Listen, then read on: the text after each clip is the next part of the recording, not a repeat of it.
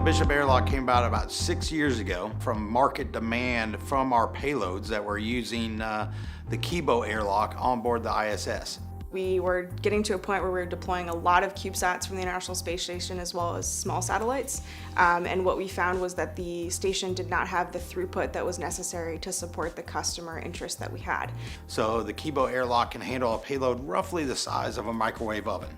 Well, when we developed the airlock, we said we want something much larger than that, but we were able to create an airlock that's 5 times the size of the Kibo airlock. The beauty of this airlock compared to some of our other airlocks is its size, and so we can have different configurations of hardware that go in and out of it, which I think is just awesome. One of the most impressive things I think with Bishop and the inspiration that the team had putting it together is all the various ways that we can utilize it.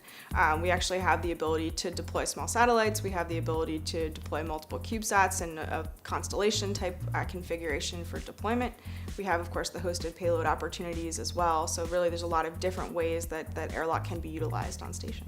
It can handle internal payloads, so we can mount payloads on the inside of the airlock, and they can run operations in the lab environment of the space station, so ambient pressures and normal temperature regimes. So, for example, the project that I've been working on for the last year and a half is actually a robotics demonstration, which will happen inside of the airlock, separate from the crew, but inside of the airlock on space station.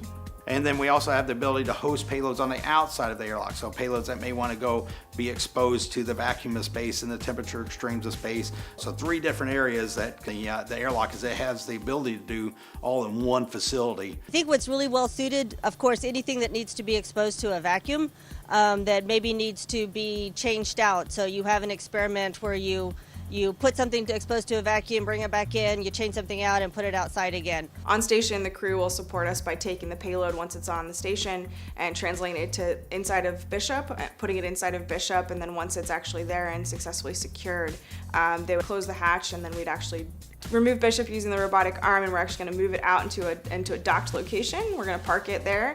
And the robotic arm can then release from the airlock and then go in and reach inside the airlock, retrieve the experiment, maneuver it out to the outside and install it on the outside of the airlock or any other position on the space station. And then the airlock itself can then be retrieved and returned back to Node 3 and to do it all over again. So the different types of environments and the flexibility to do those in different ways I think is very cool.